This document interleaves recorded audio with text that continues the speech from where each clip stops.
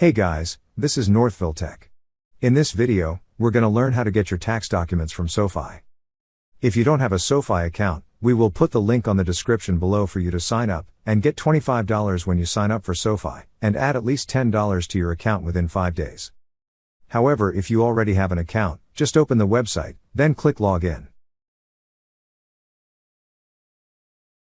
Now, log in with your email and password. Once you're logged in, you will see a profile icon at the top right side of the screen. Click on the profile icon. On the drop-down list, you will see an option for Document Center. Click on Document Center. Now you will see the list of your tax documents. However, in this case, our tax documents is not available for this year. But once you're on this page, you could see the tax document and download it.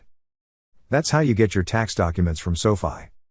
Thank you so much guys for watching, and if you have not yet subscribed to our YouTube channel, please subscribe to our YouTube channel as we create tech videos related to financial apps almost every day.